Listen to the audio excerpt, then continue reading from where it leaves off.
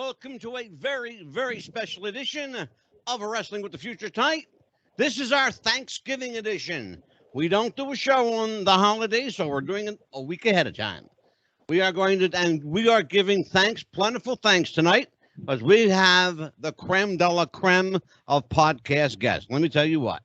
You talk about Hall of Famers, this guy is not in one, not two, not three, but 4 pro wrestling halls of fame that I know of. But before we get to him, let me introduce the panel tonight.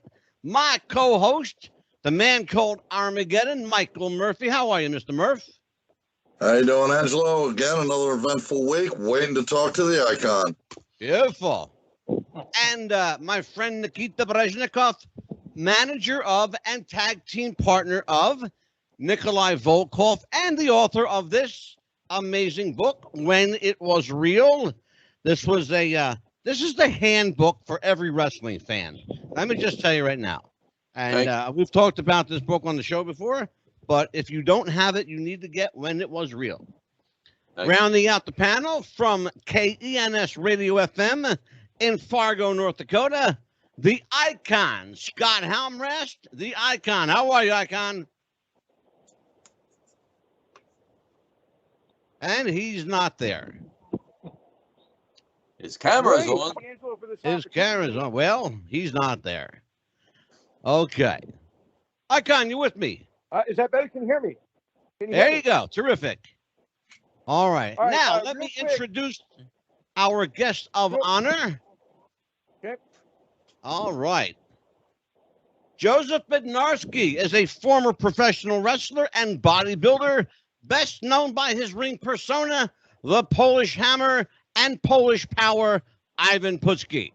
Putski is a former WWF Tag Team Champion, along with the legendary Tito Santana, and he has had notable feuds with superstar Billy Graham over the WWF Championship, which led to many pose downs, many arm wrestling bouts, long matches between the two, and his other rivals include the Iron Sheik, Ivan Koloff, Jesse Ventura. Interestingly enough, Jesse Ventura would call Mr. Putski Puduski while calling a commentary for the WWF. Putski was the first Polish-American wrestler to perform in the WWF, now the WWE, and wrestled his last match that I know of here in New Jersey. I was at that show. In fact, I co-promoted it for NWA Jersey in New Jersey, as he defeated King Kong Bundy by disqualification on February 27, 1999. Without further ado, ladies and gentlemen, a legendary Hall of Famer, the one, the only, Polish Power, Ivan Putski. How are you, Mr. Putski? How you doing? Oh, I'm good, brother. I'm glad to be here. I tell you, it's been a while since I talked on TV or radio down there in your part of the country, but I'm glad that I got an opportunity to talk to my fans down there. Right.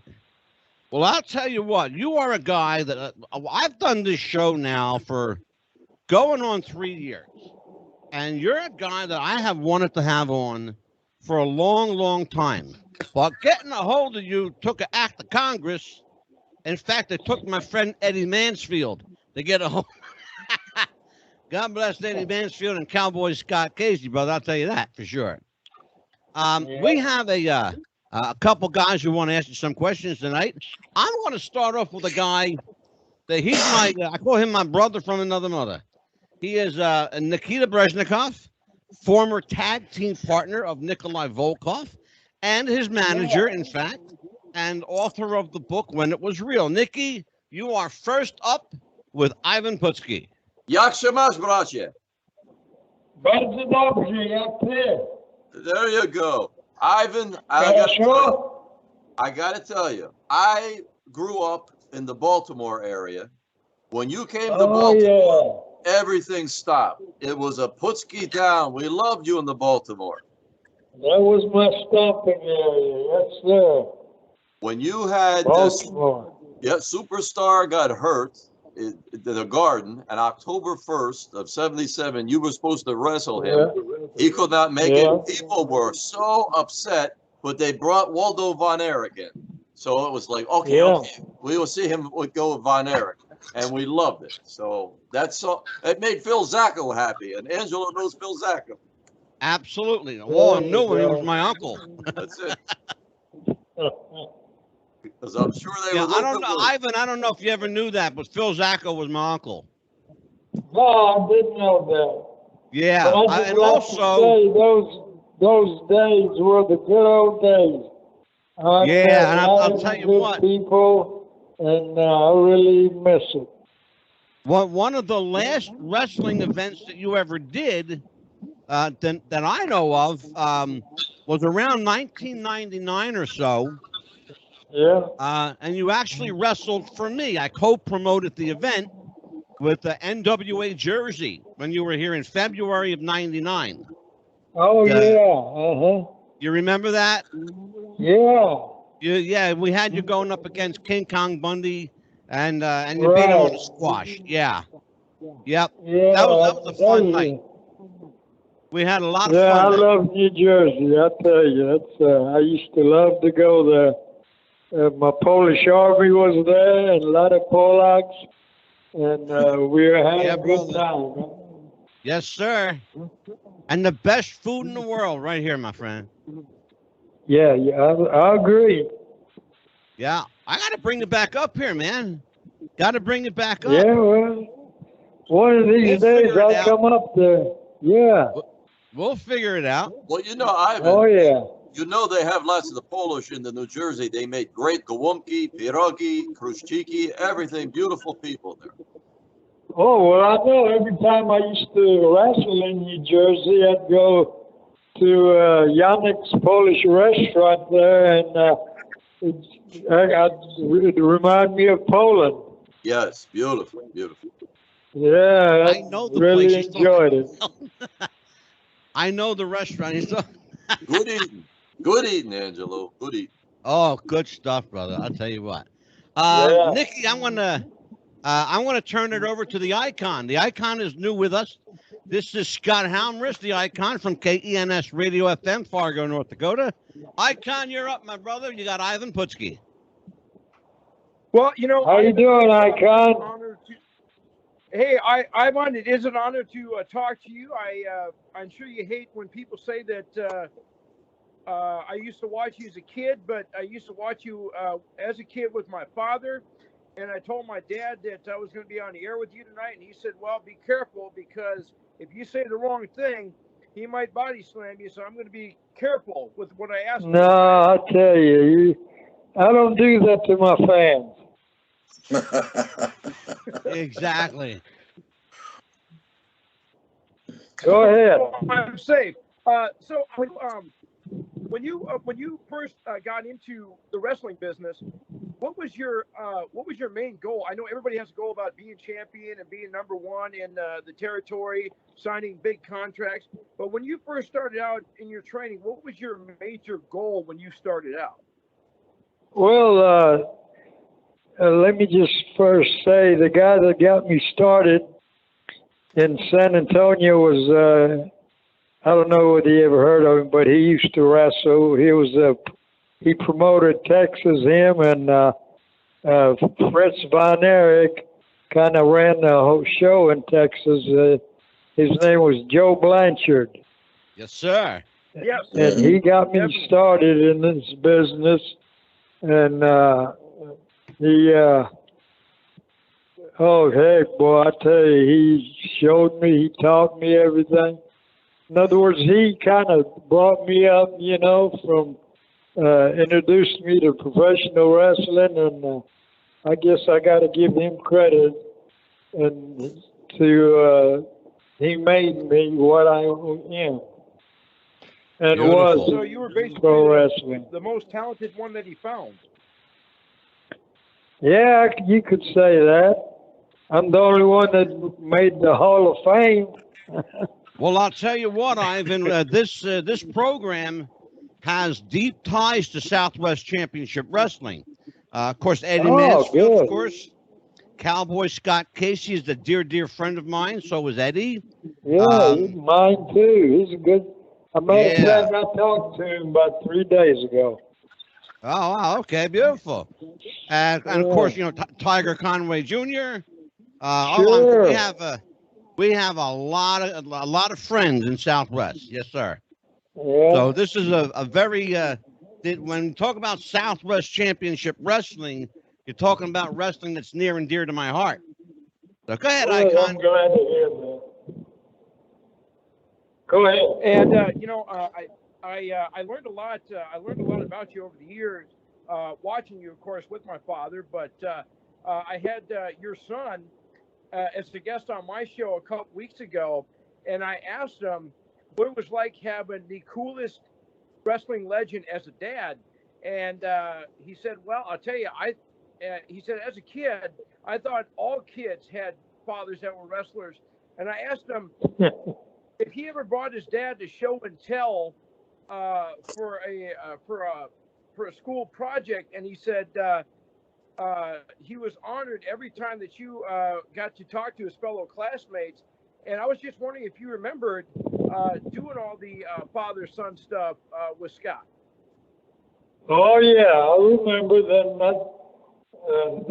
That's why I got him into the business, and eventually, you know, he didn't stick with it because he had a great opportunity he got a good job there in Austin, in Fort Worth, Texas, and he's doing real well. But yeah, I brought him up from scratch. I taught him everything, and he turned out to be a good boy. All of them. I got 3 boys, matter of fact, and a daughter. You have a daughter. I got to ask you about that one.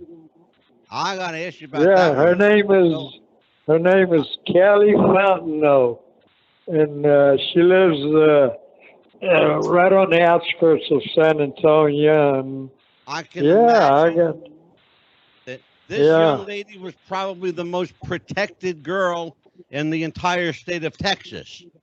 Oh, she was. I'm sure she was. I'm Guys, sure she was. Imagine what it was like dating Ivan Putski's daughter and asking Ivan, "Can I marry your daughter?" Imagine what that conversation was like. Yeah, well, I'm sure we'll find out. Mr. Murphy, you are up. Michael Murphy, Armageddon. Ivan, first off, an honor to speak to you. Well, it's nice talking to you, Murphy. Thank you. I want to bring you back a bunch of years. Philadelphia Spectrum. Yeah. You were wrestling, I think, Baron von Raschke. It was either Baron von Raschke or Stan the Man Stasiak. And you had gone over the top rope, because I was there, I was watching, and the small of your back had hit the apron of the ring, the edge of the ring, and they ended up doing you a count out. But I could tell that, okay, he's really, really hurt, because for you they actually had to help you back to the dressing room. I remember that night. Yeah, I remember that. I had to miss 3 weeks. Happened after? I mean, what was the injury after that? What did they say the injury was? Well, I had a real bad bruised back, and man, I'll tell you, it really started hurting. And a day and 2 days after that happened, boy, I tell you, I couldn't even get out of bed. But I used the whirlpool, and you know, I was in good shape, so it didn't last long. Because I remember watching you go over that top rope, and like I said, I saw the middle of your back just slam against the. I tell you. I knew then when I saw that, I'm like, oh man, he's really, really hurt. Yeah, I was. You got a good memory. Of course, he's older than dirt, Ivan. Okay. So let me ask you a question: Where did the character persona Ivan Putski come from? Who came first to Ivan Putski?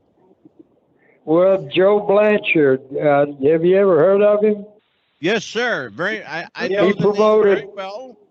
Yeah, he's got a son named Tully Blanchard that wrestled for a while, but he promoted, sending him and Fritz Von Erich promoted Texas.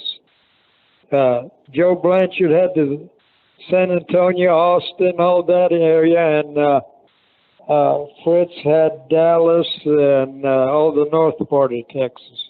Right. But Joe Blanchard got me started, and he did a good job, and He sure the hell did. rest is history. Yes, sir. I want to tell you what. A lot of for geography's sake, I want to explain to people what Southwest Championship Wrestling was. It was the smallest of the Texas wrestling promotions, but in a lot of ways, they called it the biggest little promotion in America. Because I'm going to tell you some of the people that came out of that: Ivan Putski, Gino Hernandez, Cowboy Scott Casey, Eddie Mansfield, Bruiser Brody. And these are just to name a few. That's just off the top of my head. And that's a pretty good 5 to start with. Tully Blanchard, of course. A lot of power came out of that little group, Ivan. So it was Joe Blanchard that came up with Ivan Putski. Is that what we're learning? Well, he knew I came to America from Poland, and he said, "We just use what you have. You're Polish, and we're going to give you the Polish pie." And he said, "On your interviews." I always ended my interviews in Polish, and so a lot of people I had a lot of fans in Texas. Well, everywhere I went, Yeah. But I met a lot of good people, and I tell you, one of the finest promoters that I ever worked for was what's his name? Not the one. Who's promoting it now? Oh, and Vince Senior. Yeah. Vince Senior. Senior. Oh, you're talking about the McMahons. Yeah. Vince McMahon Senior. Boy, I tell you, what a nice person. Yeah. And I was really glad to get a chance to work for that man. I wish the hell some of that would rubbed up on his son. You know what? Well, after his son took over, I quit. Yeah, I hear you. I retired. Well, Ivan, the old man, Vince Senior, he knew the value of you because when Bruno got the broken neck, they put you in the main event against Stan Hansen the next month. So they know who's going to sell the card. Ivan Putski. Yeah. That was it. Absolutely. Yeah, a lot of people forget that, Nick. I'm glad you brought that up. Well, so, one of the things I want to talk about, when you were in the Southern Territories, in Texas and making your way up north, you were kind of large at the time. You're not a tall guy, but you were very I was stout. weighing, I peaked out at 300 pounds. Yes, sir, you sure did. You're And a I was mighty benching, force to reckon with. Your arms look I like was my bench- legs. Yeah, and I was bench pressing 605 pounds. When did you decide to go from 605 powerlifting to bodybuilding? Oh, I've always worked out, but I remember this.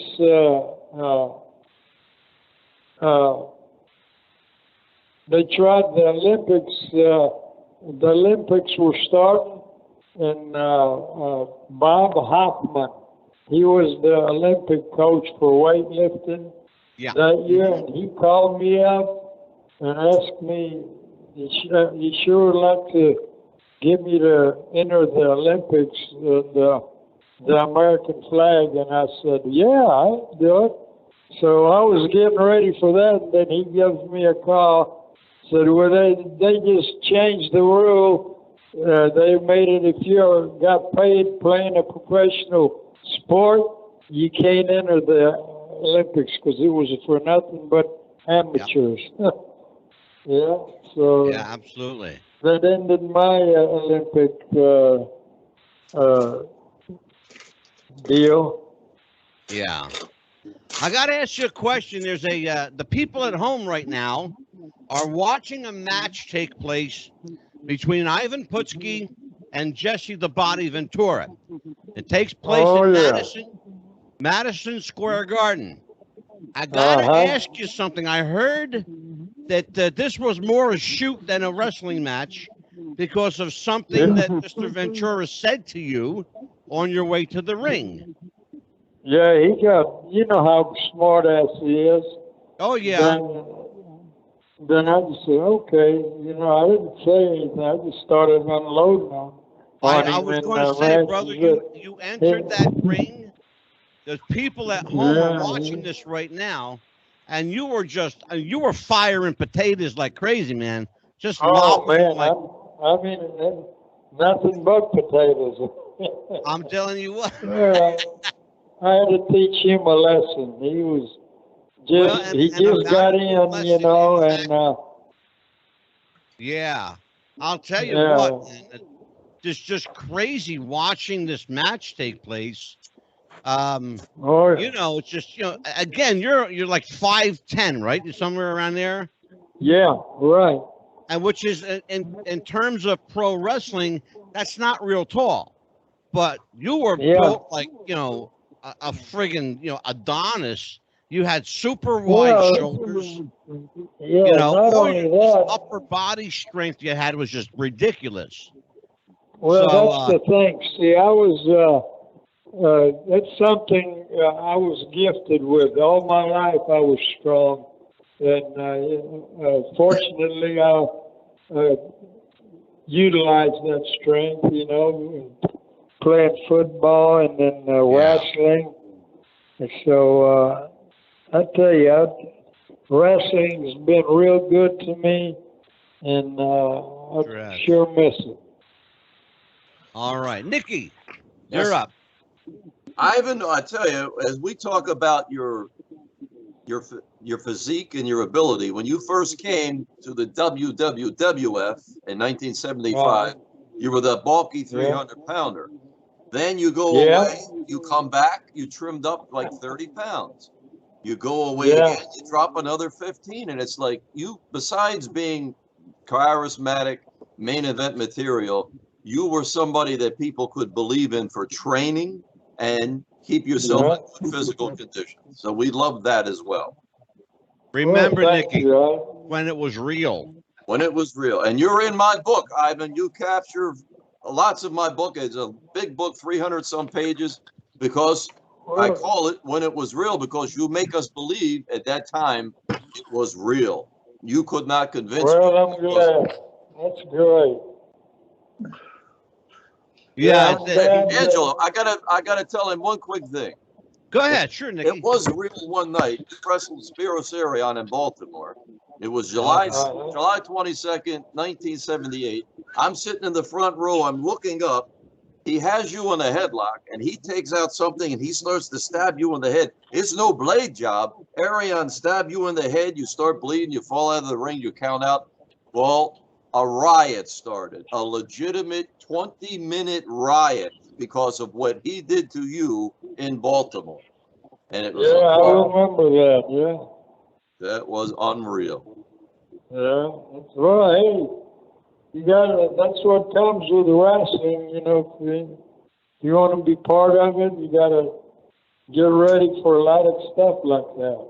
Yes, but you were our family, and when he did that to you, that was it. One old guy came with the chair, and then that was it. They just kept coming from all directions to get I got him good too, so, you know. Oh, yes. Yeah. Well, I'll tell you what, Ivan, we're going to go back to the Icon right now. Then we're going to jump up to Mr. Murphy. Go ahead, Icon. You know, you had mentioned that you know, you enjoyed working for Vince McMahon Sr. compared to Junior. What was it, the main thing about Junior that you didn't like? Was he just too pompous, or was he just too controlling? Because you mentioned he quit shortly after he took over. How long after working with Junior did you quit, and where did you go after that? Well, after that, I just came back to. I live in Austin, Texas, and I was there about 3-4 years already. You got to consider that, and it was just right. I just didn't like him. I loved his dad. That's who I worked for, and once he took over, I said, "Shit, I'm not working for this guy." So that's when I retired. Didn't retire. I quit working there, you know, and I was ready to quit because I was on the road all those years, and I had 4 kids at home. So I said, I've had enough. This will give me a good excuse to go home. What do you miss the most about it? Real quick, go ahead. What do you miss the most about being on the road and with the boys? What I miss the most is traveling with the guys and shooting the bull and just being around the old timers, you know. There's a lot of good guys there. Ivan, I got a question for you, my friend. Go ahead. The old timers that you talk about, some of these guys are still around in their 70s and 80s. What is their secret to longevity, and why are the generation that we're looking at now not capable of living past 40? Yeah, well, hey, we're on the road, and we wrestle every day just about, and every night, and during the day, if you're in a certain town, you leave early, check in a hotel, find a gym, work out, come back, eat, kind of get a little rest, and then go to the arena. We have a phone call coming in. Ivan, we have a phone call coming in. Okay. Caller, are you there? Caller, are you there? I am here. Hey, listen. Caller, we have Ivan Putski on with us tonight. Oh, I thought it was a guy that I used to call Plain Old Joe. Hey, you're right. That's my real name. Ivan, Davey O'Hannon. Oh, Davey, how in the hell are you doing? How are you doing, my friend? Davey is one of my good friends that I had a pleasure to meet and work with in New York. Good. What are you doing? Well, you know what? I just got a chill because the respect and love and admiration I had for Ivan, it's such a thrill for me to be able to say hi to him again. Unbelievable. Yeah, me and Davey, we were good friends, and yes, we did a lot of miles together. Yeah, we used to drive together because I knew, you know, over there's a lot of guys took dope and stuff, and I had to watch who I went with, and Davey O'Hannon was one of the regulars that I used to ride with because we used to work out together, and we'd eat good food together. That's right. David? Exactly right. A good man. And the same for you. Listen, Ivan is one of the very fond memories I have about my time in the business. 20 years. Well, likewise. And you know what? It was really hard to get close to somebody because, you know, a lot of guys were kind of strange. But I always said, you know how you knew you were friends or close with somebody when you could spend so much time in a car or traveling and you don't feel like you have to talk.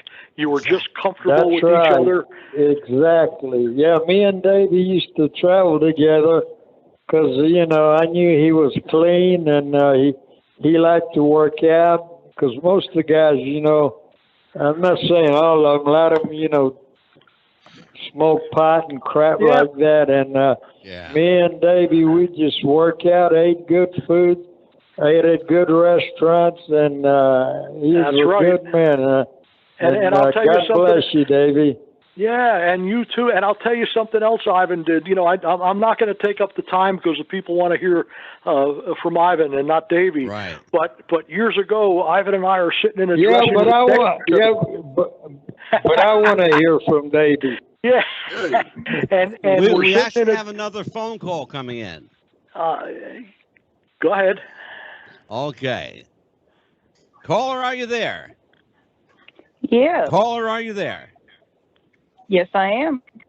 Who's on the phone with me? Well, this is Granny Hulkster. Oh, Granny Hulkster, you're on with the Icon, Nikita Brezhnikov, Armageddon, and Ivan Putski is our special guest. Oh, wow. That's awesome. So, how you doing, sweetheart? Question I'm good. How are you? Or Davey I'm Johansson? Still here. Yes, well, I had to call in and support my co-host Icon. You know. Well, of course. Yeah. Hi, Granny. How are you? I'm good. How are you? Well, you know, I'll tell you, I am thrilled to be on with all these legends. And the interesting thing is, everybody I'm looking at except one has all been guests on my show, so it's kind of awesome. All right. Well, Granny, listen, thank you for calling in, and we'll touch base with you shortly. Take care. All righty. You bet. Bye. Bye, Granny. All right. That's Icon's co-host on his radio show, Granny Hulkster. Mr. Murphy, our friend Mr. O'Hannon is with us, talking about old times. Baby, how you doing? All right, I'm doing fine, Mike. Good to hear from you again. Hear from you again. Well, listen, I'm going to let you guys take up the time with Ivan. Two things. Ivan, I just told Angelo when I called before we got on here. I'm fixing to do a knee replacement, but my first ever knee operation, I was sitting in a dressing room next to Ivan. I don't remember where we were, and I'm saying, man, my knee is really bothering me, and I'm pointing to the spot, and he looked at it and said, well, you got a torn cartilage there. You got to get that fixed. So my first knee operation, I got the advice from the guy sitting right on the other end of the phone, my friend Ivan. Yeah, Putski. you know, because I had my knees, I had my shoulders operated on, so I knew exactly what the problem was. Yeah. So and I didn't want Davey to suffer, you know. Just get it done and get it over with, and you'll work longer. Well, and you were right. That's what I did. I got it over with, and I got back in the ring. And, you know, here we are 35 years later. I got all kinds of replacements and operations and everything. Right. So listen, Angelo, please share my information, my number and everything with Joe, and make sure he's got it. Ivan, I love you. You're a great memory, and you're a wonderful friend for me, and I cherish all the times we spent together, and let's promise that we stay in touch, my friend. We will. Don't worry, because I tell you, you were one of the best friends I had in the wrestling world. So take care of yourself, my friend, and you too. I'll talk to you later. I'll make sure you get info. Take care, Ivan. Take care, Angelo, Mike. And who? Oh, Nick is there. Nick, hi. Yeah, Nikita's with us. Yeah. Okay, Nick. All right, listen. Thanksgiving and Christmas. And you guys have a great holiday season also. And like I said, we'll promise to stay in touch. Okay, Davey. Take care, my friend. Talking to you, buddy. My pleasure, my friend. Take care. Take care, bud. Okay. Mr. Murphy, you're up. All right. Mike Murphy, you're up, brother. Yeah, I'm trying to get the question out. what is your opinion? I don't know if you watch wrestling nowadays. What is your opinion of the wrestlers of today and the state of wrestling today? Oh, good question. Well, I haven't seen a wrestling match since I retired, and because I wrestle so much, but I don't even know who's wrestling who or how it's run or anything. But that statement alone says everything you need to know. I want people to think about something. We're talking about a man today that we remember from 40, 50 years ago. That's right. You would be hard-pressed. Exactly. Wrestlers back in your day were celebrities. They were famous. Yeah. People knew them. People knew who Gorgeous George was, and Lou Thez, and Vern Gagne. That's right. Yeah. And they knew who Bruno Sammartino was, and Buddy Rogers. You'd be hard-pressed for anyone to remember Fritz Von Erich. guys. And yeah, exactly. In 5 years from now, no one will be any the wiser as to who's wrestling today. There are no more stars. There are no more personalities. That's right. There are very few wrestlers. There's a lot of acrobats, though, Ivan. A lot of acrobats. Yeah, I think people are sick of all the flips and stuff. You know, we brought raw wrestling, ass kicking and taking names. Dude. You know, there was no flipping, back flips and all that crap. We laid them in there. Well, boy, did you. If you don't believe it, ask Jesse Ventura. And that's right. Yeah. Ivan Putski against Ken Patera. I mean, that was classic. And oh my God! They were jumping around off the top rope. It was headlocks, Nelson, arm locks. It was beautiful. Yeah, it was. I'll tell you, that's we call that wrestling. That's what wrestling was all about. I don't know what stuff they're doing now. All the flips and flying in the air. That's no wrestling. Yeah, Ivan, let me ask you a question. In your day, wrestling back in your day, it's a forgotten art. And you're right. They don't do what you guys did back in the day, and it's really sad. I don't even. I mean, I have a wrestling show, but I don't even watch this anymore.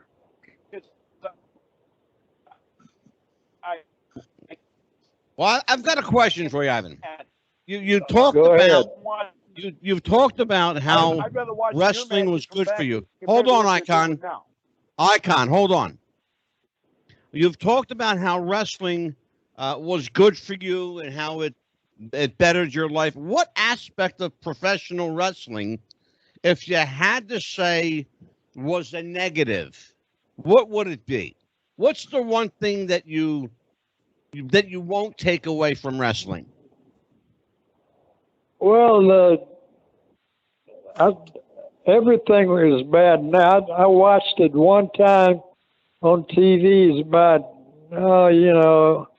I'd say a couple of years ago, and I was flipping channels, and I saw it, and that was the first time I watched it since I retired, and I couldn't believe it. All they're doing is doing flips and hitting the ropes, bouncing off of the ropes, and doing flips in the ring. Shit, you want to see someone flip, go to the Barton Springs and watch those swimmers do all the flips that you want.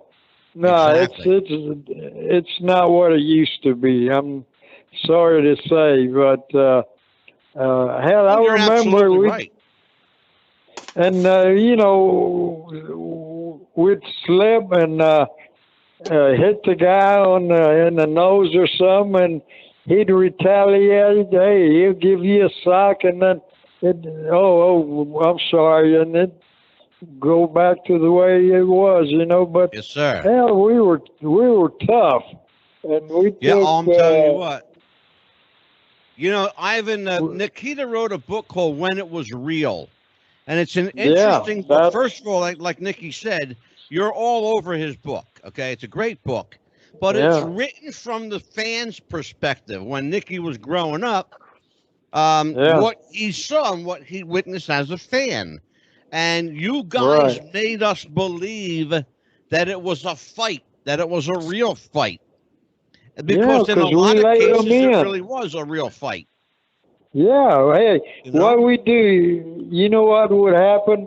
You'd get pissed off a guy accidentally hit you in the nose or something. You say, F you, and you just wrap him right back, and then the referee say, okay, guys, they simmer down, and, you know, we just simmer down again, and then, you know, we'd shake hands in the dressing rooms. So. Yeah. But, hey, that was to be expected.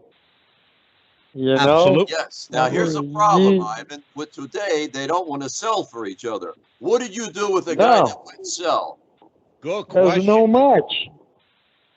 No match at all if you don't sell. Thank you.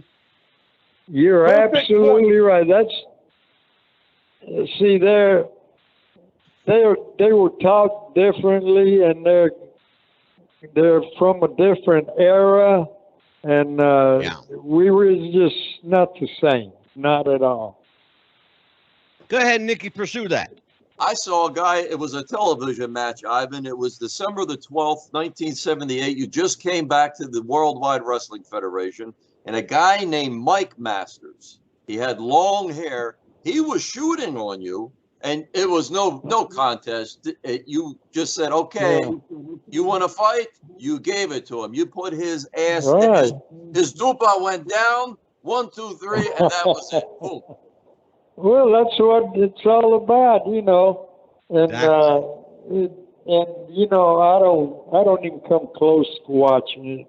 Now, I watched it one time about a year ago, and it was just, it turned my stomach. I mean, it was so, at least, you know, at least we'd get a potato and we'd hit the guy back, but we'd sell it down. The same thing, you just got used to it. And these guys, they don't do crap. Nikolai, you know Nikolai, good friend of yours, Nikolai, he said, what they're going to do to top this bullshit, cut somebody's head off with a hatchet, is stupid. How you beat that stuff? Yeah, that's right. Exactly. Icon, you're up. You got a couple questions. Go ahead, brother. Well, you know, I just want to touch on that a little bit. You know, you are right. Wrestling back in your era, and I'm sure you hate me saying that, but you guys made it more real and more. It's like a ballet dance. It's like choreographed. I mean, what is there any way? And I know you don't watch the product now, but is there any way that it would ever go back to the way it was? Or do you think they're just doing the way they are now because it works? You know, I watched it one time and I just saw the difference, and I could tell the path that they were taking. It's don't hurt me type of thing. And you know, when we wrestled, when Bruno Sammartino wrestled, I remember we beat the crap out of each other, you know, but we'd simmer down, and if I potato somebody, he'd potato me back. But we didn't. We simmered down after that. But hey, many times I had a bloody nose, you know, and in the ring, and the other guy. But hey, we loved it, and that's what wrestling was all about. You know, Ivan, I got a question for you about that. You just prompted a question from me, brother. Talking about you and Bruno. Well, you know, it's known, it's well known that Bruno pretty much kayfabed life until he passed away. He never broke kayfabe. Did you ever see Bruno in a wrestling situation just lose it and haul off on a guy? Oh, many a times. When we used to tag team, Well, when we tag team, because I got after it, and old Bruno, he knows that he has to too. So, yeah, we both tag in and beat the shit out of the guy if we had to, and simmer them down, and that's how it was, Yeah. That's funny because I have this because I knew Bruno. I want to just tell you straight up, and Nikita knows this. I knew Bruno. He was a great guy. Yes. We used to have lunch and dinner. Everyone, when he was in the area, we'd always have lunch and dinner together. A terrific guy. And it was always hard for me to picture him angry because he was such a jovial, nice gentleman. He was always a nice guy. And Nicky, you know what I'm talking about. He was always a very genuine, sweet guy. I never wanted to see him pissed off. And I'm afraid of what you have to be crazy to piss him off. Yeah, well, yeah, true. I mean, you must have a death wish. Oh. So, Ivan, let me ask you a question. Who's the one guy that you really enjoyed beating the shit out of? That was actually, there's a lot of them, that would come in there, strut around, But most of the guys, they were pretty good. I got no complaints, but every now and then you come across a guy like that. What's his name? Had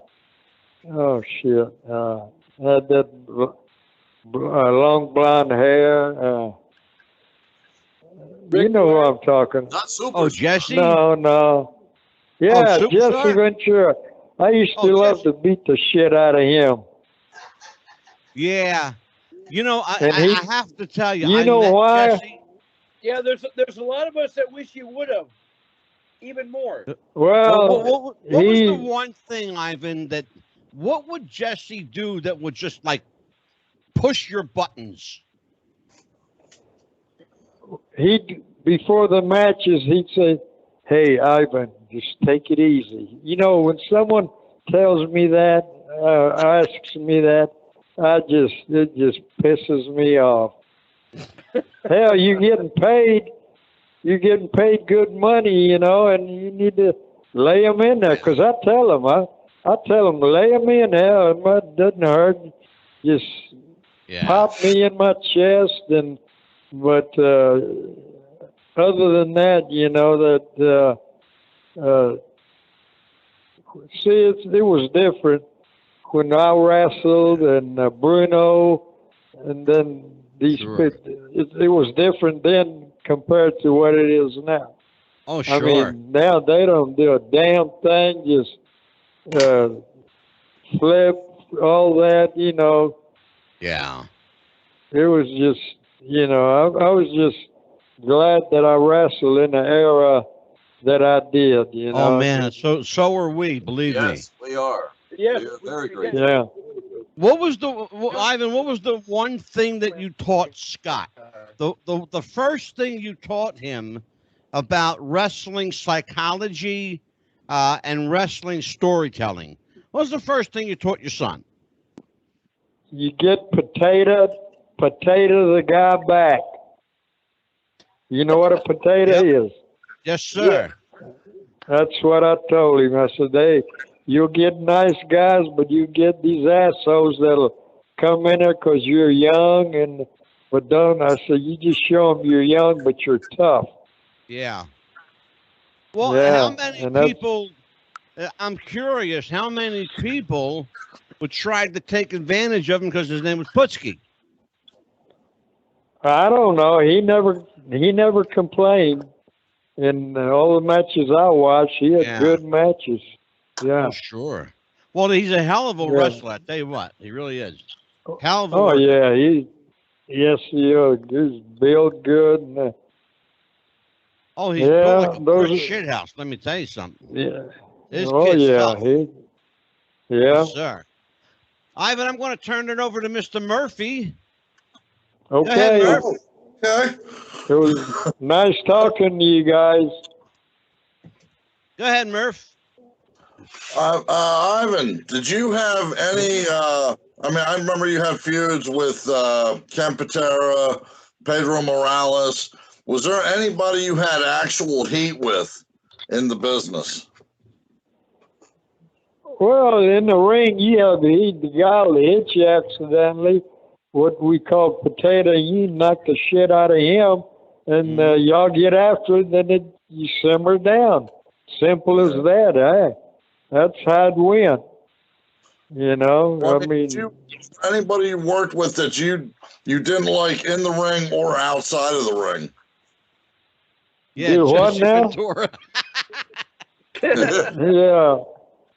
No, we hey, outside the ring, hey, we didn't take it outside the ring at all. We left everything in the ring. That's old school, brother. You don't see that anymore. That's right. No. Respect for each other and respect for the fans. Yes. Well, that's the I'll thing. tell you see? Yeah, go ahead, Go Ivan. ahead. I'm sorry, go ahead. I said that's the thing. The longer I stayed in the business, about right there at the end, I could see these young, new talent that was coming in. They just didn't know what the hell they were doing. They just wanted to fly Scary. and, you know, all over the ring. But hey. And they would It's a scary thing, isn't it? They thought they wrote the damn book, and they don't even know how to read the book. No shit. Oh, they still do. Amen, Dickie. Amen, brother. They This still is do. coming from a guy who did write the book. Literally. Yeah. Ivan, well, listen, my brother. I know that you're building a new house and you've got a lot going on, and you've got to be probably exhausted right about now. So thank you so much, my friend, for joining us on the show tonight. I will. It was my pleasure. I will give you a call tomorrow and check in on you, and I'll tell you what. I'm glad I could hook you up with Mr. O'Hannon, and I want to call you tomorrow and give you Davy's information. Okay. If you ever see him, to give him my regards. Well, I'm going to call you tomorrow and give you his phone number. Oh, okay. Yeah. Good. Absolutely. You bet. All right. So, listen, Ivan, thank you so much, guys. How about it for Ivan Putski? Yes. My melody of love. Ivan Putski. Pleasure's all mine. Moja droga, ja ci kocham. I knew it. Beautiful. Thank you, Ivan. Have a great night, okay. brother. Take we'll care. Talk to y'all later. All right. Bye-bye. Bye. That, my friend, was an interview. That Yes. was a hell of an interview. But, you know, Thanks, Angelo, all these shows I see you and I do with you, That was awesome. the heartwarming, you bring the old guys that haven't seen each other together, and they just love it. It's the best thing anybody could ever do. You do it, man. God bless you. Congratulations. You're a Thank you, goodwill Nicky. ambassador. Yes. Nicky, you know why I do it? I'm like you in a lot of ways. You and I are like, I call us twin brothers of different mothers, because here's the thing. This was a brotherhood. Wrestling was a brotherhood. Yes. Mike Murphy knows a lot about that because he has a lot of brothers that he went to battle with over the years. Oh, yeah. In fact, Nikolai being one of them. wait a minute, I'll give you one better. Nikolai Volkov had his final match with Mike Murphy. That's a shoot. Actual fact. For Dino He was the Santana? nicest guy. He was the nicest guy who would ever beat me up. That's true. But here's why I do it, and it goes back to the brotherhood, the camaraderie. These guys, Ivan's 81 years old. Okay, Cowboy Scott Casey 78. Eddie Mansfield won't tell me how old he is, but I know he's older than I am. Here's the thing. These guys are dying off, man. Yeah. They're dying off. I handed over, because I'm going to vent. I handed over a show, and Nikki, you know, Dan the Man was my co-host for a while. Yes. For actually a year and a half. Yes. And Benny, you know, Benny Scallop. Okay, great guys, nice. And I handed them a who's who of wrestling. They have yet to use that. I would use it. In fact, the only one that I know they used was Ivan, because I gave him the number. That's it. They had a who's who. No, I could use something like that. I would definitely use that. Yeah, well, I'm not going to give it to you, Icon.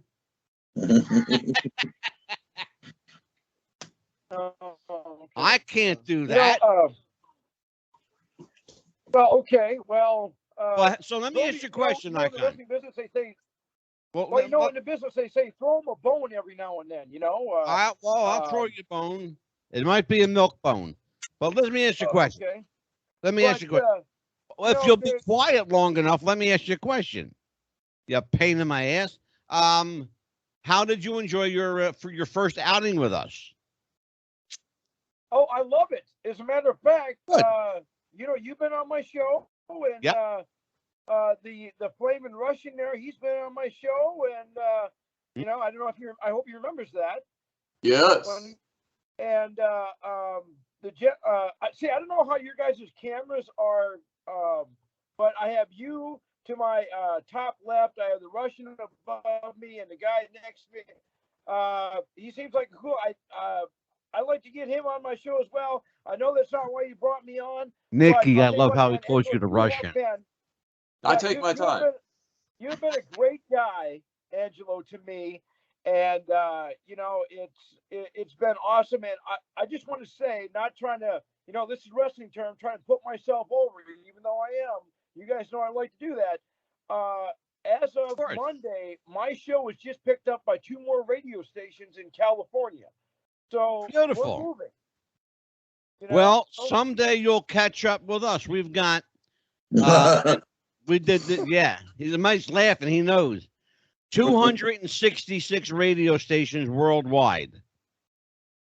266 worldwide. That's just the radio.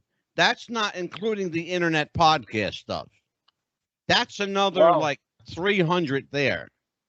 And I'm not even, that's straight shooting. Okay. We're all over the place, and our numbers, they reflect it. Trust me. I assure you. Go check.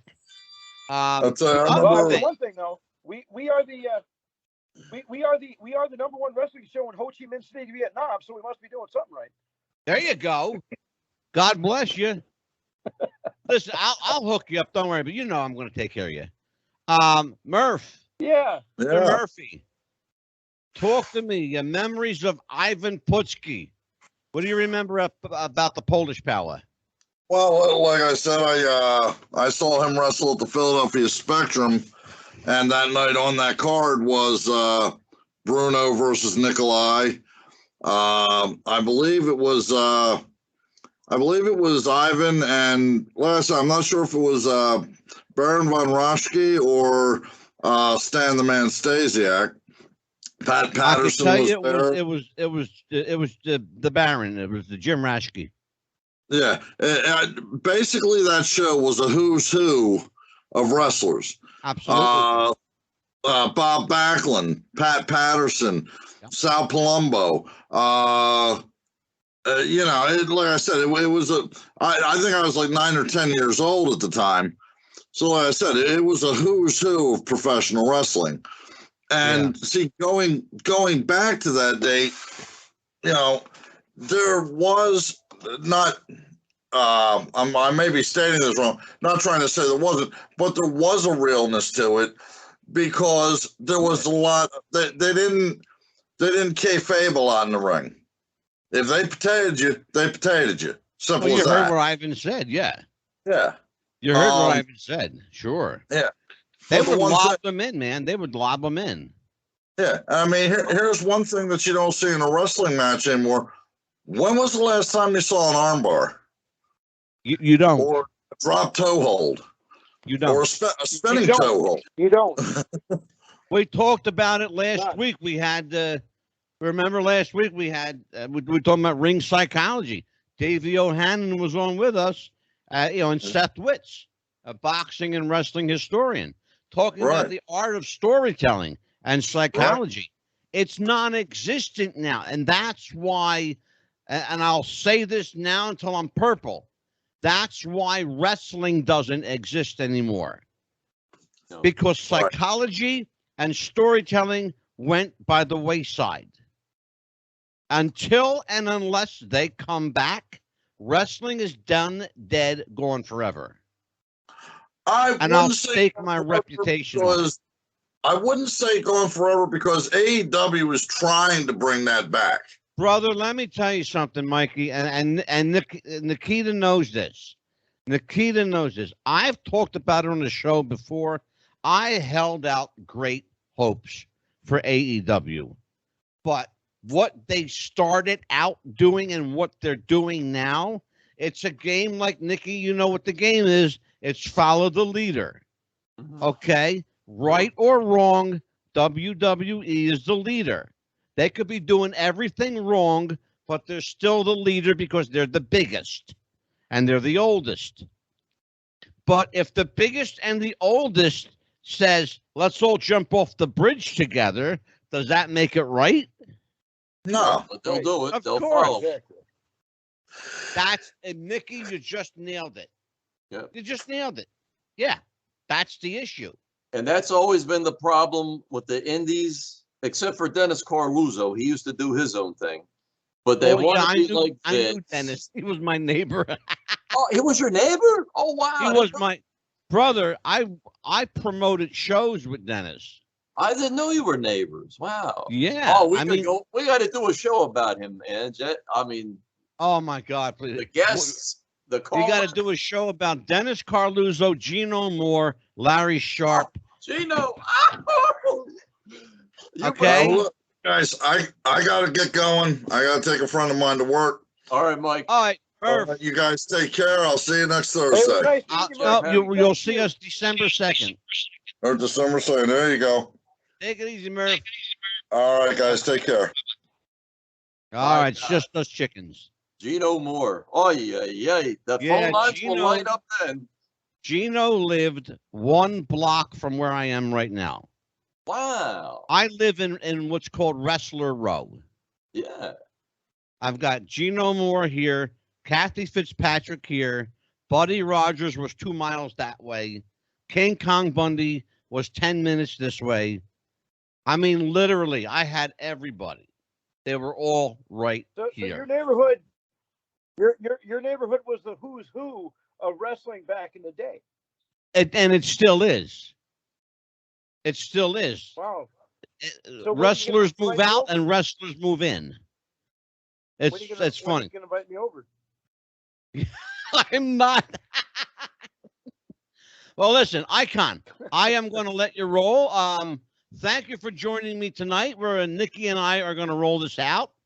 Take care, my friend, and I'll talk to you tomorrow. See you, bud. You got it. Bye-bye. All right, Nikki, it's just you and I. All righty.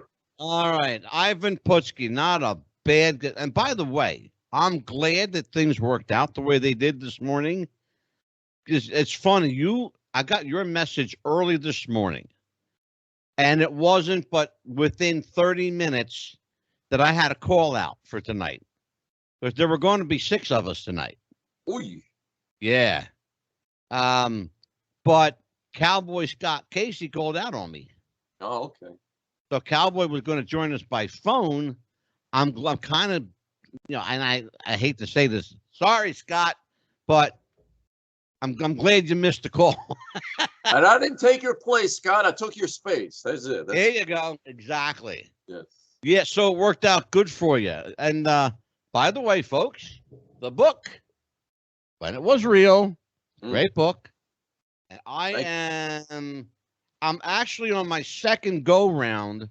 I'm on 1978 for the second time because every time I read a book again, I find out that I missed something the first time. It's like watching a movie. My wife, Victoria, she's been reading since she was 3. No lie, 3. She's like that. She can read. Mm-hmm. But she says the greatest pleasure she has is she walks by seeing me on the John reading my book, because I do almost every day. Because you're right. You pick up something you missed. Yes, exactly. And I wrote the damn thing, and I still like, oh shit, I forgot about that. Oh yeah, look.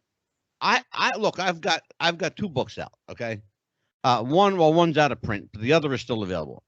But even in my book, I find I bring people on my show, and I find sometimes they're quoting me. It's interesting. It's interesting. I have another show I do, Nikki, called Having Coffee with the King, and it's a show. You told me that, yeah. Yeah, the guy who co-hosted with me, he's a former actor and singer named Pete Wilcox. They called him America's TV Elvis. He was Elvis on Happy Days, Laverne and Shirley, Designing Women, Murphy Brown, The Sandy Duncan Show, Alf. He's been on all these shows. Check him out, Pete Wilcox. And he does the Coffee with the King with me. And it's funny. Every now and then I'll hear him say something that's like right out of my book. And he doesn't even realize it. There you go. That's an interesting show. We talk about Jesus. That's what the show's about. And I like to bring you on that show sometime. Okay. Be a nice show. So talk about Ivan Putski. Let's talk about Polish Power. The Polish Power, that's why I wanted to get him to sing Melody of Love, because for those who are from that era that we love, he was the first guy to pick up a microphone and sing. Yeah. And it was at the end of a taping, and again, it was that date of December the 12th of 78. They must have had a lot of time. Like, the matches must have gone too quick, because they let him talk for a while, and then he was singing to Bruno, he's singing to this one and that, but it was great. And then at the end, Vince was interviewing him, and it was at the last match of the taping, and people were leaving, and they're gathered around, and he said, "Oh, let them come! I love the Polish army. Let them all come." And Vince was smiling and laughing. It's like, okay, they're not going to do anything because he's not the heel. They love him, and you could see people were genuinely happy because they love Ivan Putski. How could you not? He's a great guy. Yes. He just came. You saw that clip that I played tonight. Yes. He was hauling on Jesse, man. Yes. He was wailing on him. I seen him and George Steele tear the building up in Baltimore a couple of times. And I mean, really, that's tell that story. Match. I don't know that one. I mean, it was, they just turned him loose. Your uncle, he knew how to book it, and he put Steele against Putski. They had to follow up with a cage match the next month, and it was like, man, that's a sellout right there. You know what? I remember that now. Yeah, you're right. Like, just give people what they want. A guy like Ivan Putski, who they love, and a guy like George Steele, who they hate. Boom! You don't need 3 other matches, but they always gave it to us And you just, in one sentence, Nikita Brezhnikov, you just told the world what's wrong with wrestling today. Give the people what they want. That's the problem. They're not giving the people what they want. They're giving themselves what they want. Look, the marks are all in the business now. Yes. The people watching the marks are all smartened up now. Yes. Okay? Yes. The audience is smart now. Okay? What do you do now? The psychology's reversed now. The marks used to be in the audience. Right. Everybody smart used to be in the business. Now, for those that don't know, when it's in the book, when it was real, it was Vince McMahon Sr., Phil Zacco, and they were partners, and they had a couple others. I'm not going to go into all of it. Right, but sure. That was the Black Friday was the Garden every month. But in Baltimore, Phil Zacco, had Bobo Brazil run the town for all of that summer of 1973 because Pedro just wasn't cutting it. Or you could have Tanaka feud with Ernie Ladd, 2 heels. But let it get out of control. But you know what you're doing. You know your people in Baltimore. You know how to bring them in what they want to see. Go for it. Just don't deviate from the main product too much. And that was great. And it worked. Everybody's happy. You know, one of the things that the fact that it might have been on a Facebook post that you had put up recently. And I had mentioned something about heel versus heel matches and face versus face matches. There's a great deal of psychology involved in that and storytelling if you play it right, if you book it right. It doesn't always have to be, like Vince says, the good guy versus the bad guy. What about taking, to a perfect example? Back in the day, Pedro and Bruno were both super faces. Yes.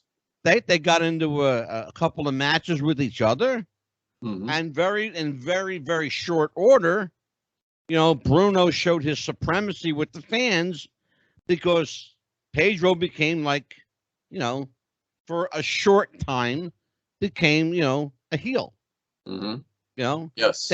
But they couldn't, and I don't know why it didn't work because he could have been a really good heel if they played it right, but I don't think they booked it right. I really don't. Well, now see, that's what gets us why didn't superstar Billy Graham Angle turn him to a face? That wasn't their philosophy back then. That wasn't their menu.